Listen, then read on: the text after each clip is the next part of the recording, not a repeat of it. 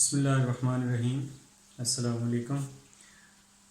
हमारा आज से जो कि एक सिलसिला मुनक़ते हो गया था लेक्चर्स का, डेली अपलोड नहीं हम कर रहे थे, वो आज से दोबारा शुरू कर रहे हैं। किसी वजह से बस वो लेक्चर का जो था वो अपलोड करना हमने रोक दिया था। आज से इंशाल्लाह हम ऑनवर्ड अल्लाह के हुक्म से करते रहेंगे।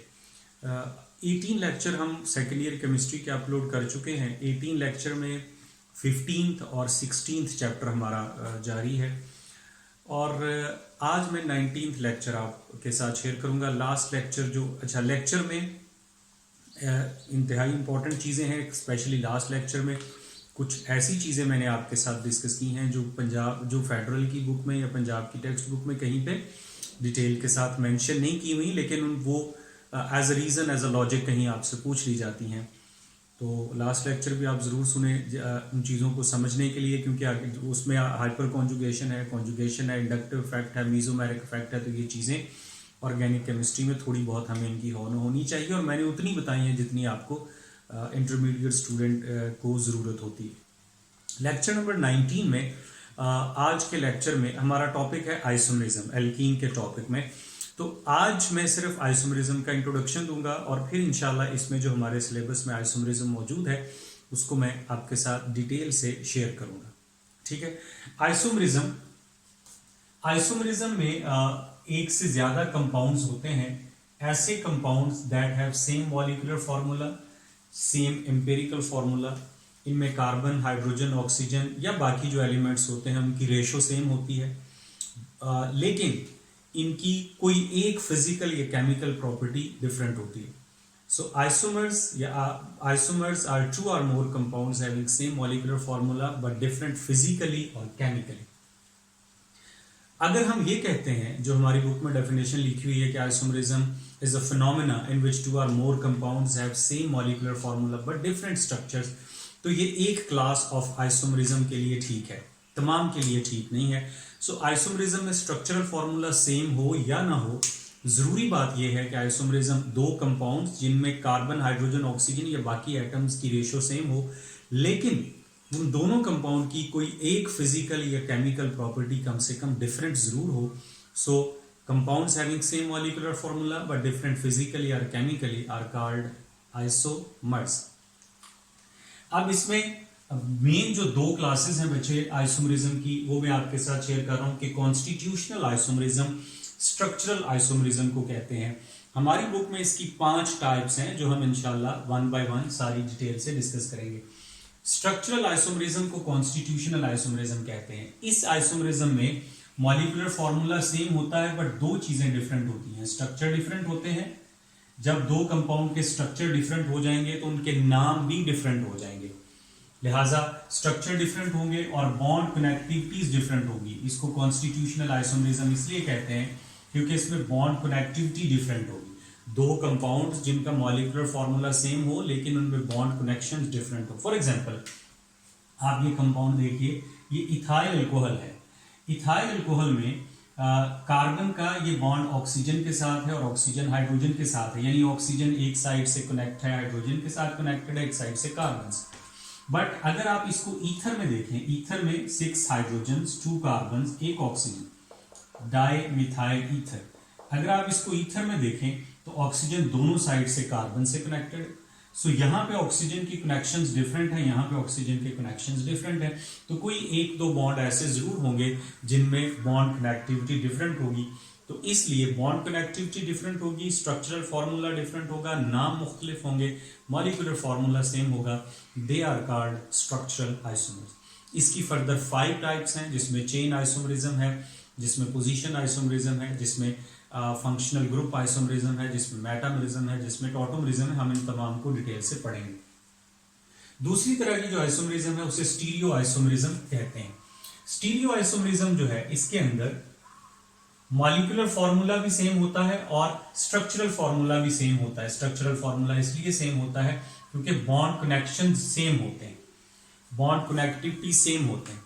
अगर एक कार्बन के साथ 3 हाइड्रोजन अटैच है तो दूसरे आइसोमर में भी उस कार्बन के साथ 3 हाइड्रोजन ही अटैच होंगे। बॉन्ड में जितने बॉन्ड जिसके साथ अटैच है उसी के साथ बने होंगे। फर्क सिर्फ होगा special arrangement of atoms atoms का स्पेस में अरेंजमेंट चेंज होगी। फॉर एग्जांपल ये आपके सामने एटम्स इस तरह हैं, आप इसको रोटेट कर दें, इसको इस तरफ ले, अरेंजमेंट चेंज कर दें, स्ट्रक्चर वही होगा।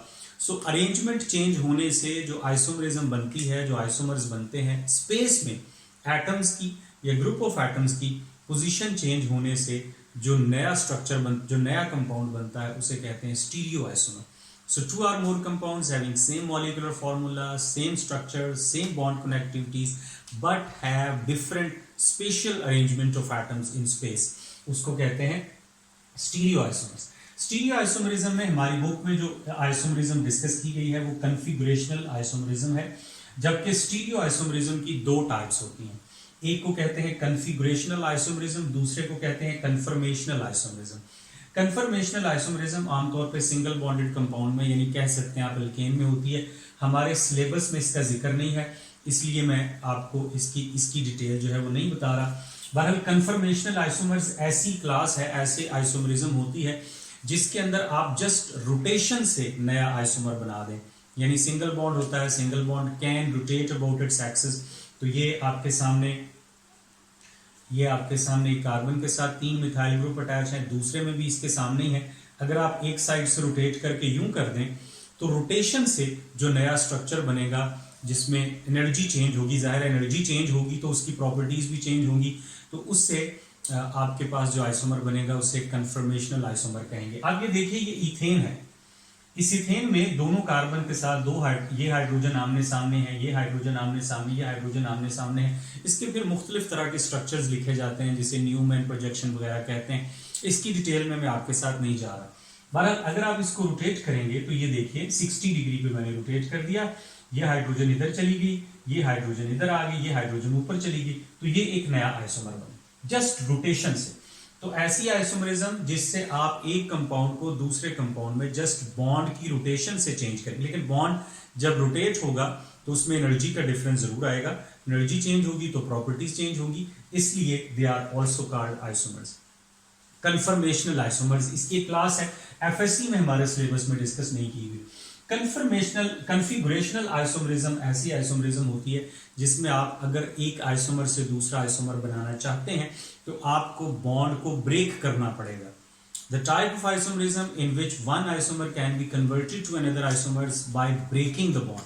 पहले बॉन्ड ब्रेक करें फिर नया बॉन्ड बनाएं, उससे जो आइसोमर बनेगी उसे कन्फिगुरेशनल आइसोमर कहेंगे। कन्फर्मेशनल में जस्ट रोटेट करना है, कन्फिगुरेशनल में रोटेशन पॉसिबल नहीं होगी। आपको बॉन्ड को ब्रेक करके फिर नए तरीके से बॉन्ड कनेक्शन डेवलप करने पड़ेंगे, बॉन्ड पहले तोड़ने पड़ेंगे फिर बनाने पड़ेंगे, इसे कहते हैं कन्फिगुरेशनल आइसोमर्स। इसकी फर्दर दो क्लासेस हैं बेटे, एक को ज्योमेट्रिकल आइसोमरिज्म कहते हैं, Z एंड E भी कहते हैं, दूसरे को RS या ऑप्टिकल आइसोमरिज्म कहते हैं। ZE या ज्योमेट्रिकल आइसोमरिज्म में दो आइसोमर्स होते हैं, ये पेयर्स की फॉर्म में होते हैं। ज्योमेट्रिकल आइसोमरिज्म में डबल बॉन्ड में होते हैं, यानी अल्कीन में होती है या साइक्लोअल्केन में होती है। अल्कीन में डबल बॉन्डेड कार्बन की या साइक्लोअल्केन में दो कार्बन की एक ऐसा बॉन्ड जिसके गिर्द रोटेशन पॉसिबल नहीं होती, उसके साथ दो ग्रुप्स अटैच होंगे। अगर दो आइडेंटिकल ग्रुप सेम साइड पे अटैच हैं तो उसे आप सिस आइसोमर कहेंगे, ठीक है। या दो बड़े ग्रुप जिस साइड पे अटैच हैं उसे आप जेड आइसोमर कहेंगे।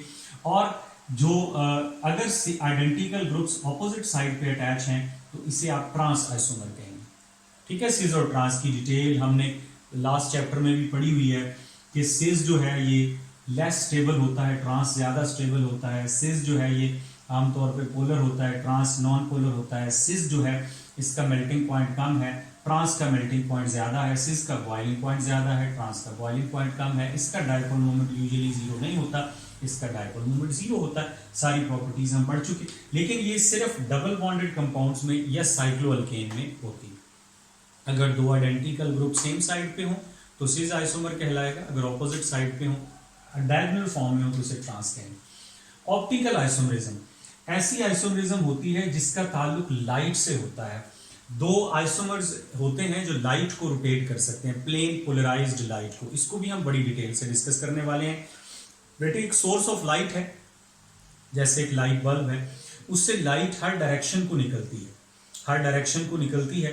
तो आपने आगे एक पोलराइजर रख देना है। वो जो पोलराइजर है वो निकोल प्रिज्म होता है। निकोल प्रिज्म साइंटिस्ट के नाम से है, साइंटिस्ट का नाम था विलियम निकोल, उसने ये फर्स्ट टाइम डिस्कवर किया था, तो इन्वेंट किया था। तो निकोल प्रिज्म जो है, इसमें से जब लाइट पास होगी तो ये डिफरेंट डायरेक्शंस में से बाकी डायरेक्शंस फिल्टर हो जाएंगी और एक डायरेक्शन पास होगी, यानी एक प्लेन में लाइट जाएगी। एक प्लेन में जो लाइट जाती है उसे पोलराइज्ड लाइट कहते हैं। जो डिफरेंट प्लेन्स में लाइट होती है उसे अनपोलराइज्ड लाइट कहते हैं।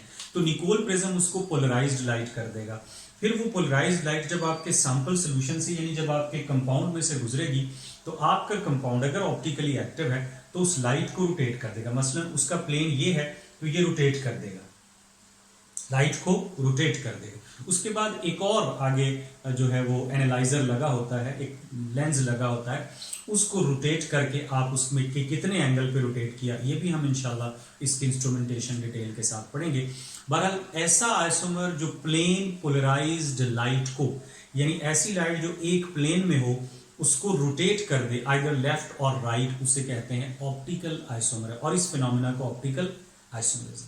अब इसमें अगर कोई कंपाउंड राइट साइड को लाइट को रोटेट करता है तो उसे डेक्स्ट्रो रोटेटरी कहते हैं, अगर लेफ्ट को करता है उसे लीवो रोटेटरी कहते हैं। अब वो लाइट कितने एंगल पे होगी, उसकी रोटेशन होगी, ये सैंपल की कॉन्सेंट्रेशन पे डिपेंड करता है। लेकिन ऑप्टिकल आइसोमरिज्म में दो ऐसे कंपाउंड जो लाइट को रोटेट करेंगे आइदर लेफ्ट और राइट, उन्हें एनेंटियोमर्स कहते हैं। ये जो एनेंटियोमर्स होते हैं ये दो ऐसे आइसोमर होते हैं जो एक दूसरे के मिरर इमेजेस होते हैं। ये कंपाउंड, ये मैंने टार्टारिक एसिड आपकी बुक से एग्जांपल ली है, टार्टारिक एसिड के ये दोनों कंपाउंड एक दूसरे के आइसोमर्स हैं। ये टार्टारिक एसिड के वैसे चार आइसोमर हैं टोटल। इसके अंदर जो जरूरी कंडीशन है वो एसिमेट्री है। एसिमेट्री का मतलब है कि कंपाउंड के अंदर कोई एलिमेंट ऑफ सिमेट्री मौजूद ना हो, ना प्लेन ऑफ सिमेट्री हो, ना सेंटर ऑफ सिमेट्री हो, ना एक्सिस ऑफ सिमेट्री हो। कोई एलिमेंट या बाकी जो प्लेन्स ऑफ जो एलिमेंट्स ऑफ सिमेट्री हैं वो भी ना हो। सो अगर आपके कंपाउंड में सिमेट्री नहीं है तो वो ऑप्टिकली एक्टिव होगा। हमें चेक करने के लिए ये देखना पड़ता है कि क्या आपके कंपाउंड में कोई कायरल सेंटर मौजूद है। कायरल सेंटर से मुराद है कि आपके कंपाउंड में कोई ऐसी कार्बन जिसके साथ 4 डिफरेंट ग्रुप्स अटैच हों। इस साइड पे देखिए COOH है, इस साइड पे H है, इस साइड पे OH है, इस साइड पे ये सारा ग्रुप है। इसी तरह इस कार्बन को देख लीजिए, 4 डिफरेंट ग्रुप अटैच हैं। जिस कार्बन के साथ 4 डिफरेंट ग्रुप्स अटैच हों उसे कायरल कार्बन कहते हैं। बट कार्बन का कायरल होना जरूरी नहीं है, पूरे कंपाउंड का कायरल या एसिमेट्रिक होना जरूरी है। बाज़ औक़ात ये होता है कि किसी कंपाउंड में कायरलिटी होती है, एक सेंटर कायरल होता है लेकिन वो ऑप्टिकली एक्टिव नहीं होता। मैं आपको बताता हूँ। तो ये कंपाउंड लाइट को रोटेट करेगा। अगर ये राइट साइड को रोटेट करेगा तो इसको डेक्स्ट्रो रोटेटरी कहते हैं, पॉजिटिव से इसको शो किया जाता है। इसका जो मिरर इमेज, एग्जैक्ट इसका मिरर इमेज, इसे कहेंगे लीवो रोटेटरी और इसको नेगेटिव से शो किया जाता है। ये जो डेक्स्ट्रो और लीवो है, दे आर कॉल्ड एनेंटियोमर्स। एनेंटियोमर्स ऐसे आइसोमर्स होते हैं जो एक दूसरे के non superimposable mirror images हैं। नॉन सुपर इम्पोजेबल का मतलब है कि ये इसका मिरर इमेज है लेकिन इसको उठा के इसके ऊपर रखेंगे तो ये फिट नहीं आएगा, लाइक दिस, ठीक है, ये फिट नहीं आएगा। तो इसको उठा के इसके ऊपर रखेंगे तो बेटे OH किसके ऊपर आएगी, हाइड्रोजन के ऊपर। इस OH के ऊपर क्या आएगा, हाइड्रोजन। इस OH के ऊपर क्या आएगा, हाइड्रोजन। तो फिट नहीं आएंगे। दो ऐसे मिरर इमेजेस जो एक दूसरे के ऊपर फिट नहीं आते, they are called enantiomers. Non superimposable mirror images होते हैं लेकिन एक दूसरे पे फिट नहीं आते, उन्हें कहते हैं एनेंटियोमर्स, ठीक है। और ये ऑप्टिकली एक्टिव होते हैं। ऑप्टिकली एक्टिव में जो एनेंटियोमर्स हैं ये पेयर्स में होते हैं, एक डेक्स्ट्रो एक लीवो। सो 2 होंगे एक सेंटर के लिए।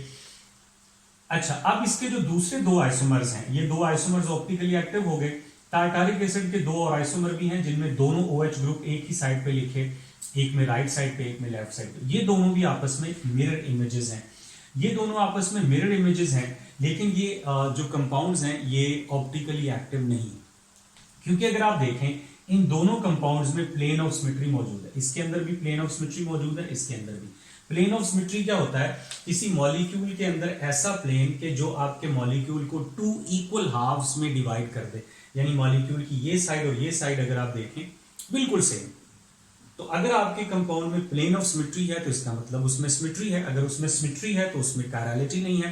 अगर उसमें कायरलिटी नहीं है तो वो ऑप्टिकली एक्टिव नहीं है। हालांकि ये कार्बन 4 डिफरेंट ग्रुप से अटैच है, कार्बन कायरल है लेकिन कंपाउंड ऑप्टिकली एक्टिव नहीं। तो ये वाला जो कंपाउंड जिसमें कायरल सेंटर तो हो लेकिन वो ऑप्टिकली एक्टिव ना हो क्योंकि उसमें सिमेट्री हो, उसे कहते हैं मीजोमर। ये वाला जो कंपाउंड है ये क्या होगा, ये मीजो कंपाउंड कहलाएगा। ये क्या होता है जी, ऐसा कंपाउंड जिसके अंदर कायरल कार्बन होती है, ऐसी कार्बन जो डिफरेंट 4 ग्रुप से अटैच है। ये कम से कम एक कायरल कार्बन होती है लेकिन ओवरऑल कंपाउंड ऑप्टिकली एक्टिव नहीं होता क्योंकि उसके अंदर कोई सिमेट्री एलिमेंट मौजूद होता है। अच्छा, अब ये दोनों हो गए एनेंटियोमर्स और ये हो गए मीजो कंपाउंड, ये दोनों मीजोमर्स हो गए। लेकिन ये इसके साथ, अगर आप इसको इसके साथ देखें, इन दोनों आइसोमर्स को देखें या इन दोनों को देखें, ये दोनों आइसोमर्स ना तो मिरर इमेज है, देखें इसकी इस साइड पे लेफ्ट साइड पे दोनों हाइड्रोजन है, इसकी साथ इस साइड पे दोनों हाइड्रोजन नहीं है, लिहाजा ये मिरर इमेजेस नहीं है। So non identical non mirror images तो जाहिर है सुपर इंपोज तो हो ही नहीं सकते। अगर मिरर इमेज ही नहीं है तो सुपर इंपोज नहीं होंगे। Non superimposable non mirror images जो मॉलिक्यूलर फॉर्मूला तो सेम है, स्ट्रक्चर भी सेम है, लेकिन वो ना तो सुपर इंपोज होते हैं, ना वो मिरर इमेजेस हैं, ना वो आइडेंटिकल हैं, उन्हें कहते हैं डायास्टीरियो आइसोमर्स। ठीक है, अगर सुपर इंपोज नहीं होते लेकिन मिरर इमेजेस हैं तो एनेंटियोमर्स। अगर सुपर इंपोज होते हैं, सुपर इंपोज भी नहीं होते और जो है वो इसके अलावा मिरर इमेजेस भी नहीं है, आइडेंटिकल भी नहीं है, तो उन्हें डायास्टीरियो आइसोमर्स कहा जाता है। अब हमारे सिलेबस में जो हमने डिटेल के साथ बच्चे पढ़ना है इंशाल्लाह स्ट्रक्चरल आइसोमरिज्म जिसमें बॉन्ड कनेक्शंस डिफरेंट होंगे वो हम पढ़ेंगे, उसकी 5 टाइप्स को डिटेल के साथ डिस्कस करेंगे। इसके अलावा हम कन्फिगुरेशनल आइसोमरिज्म में ज्योमेट्री को पढ़ेंगे, ऑप्टिकल आइसोमरिज्म को पढ़ेंगे जो हमारे सिलेबस का हिस्सा है। फिलहाल ये आपका इंट्रोडक्शन था कि आइसोमरिज्म की कितनी टाइप्स होती हैं और कौन कौन सी क्लासेस होती हैं। Thank you.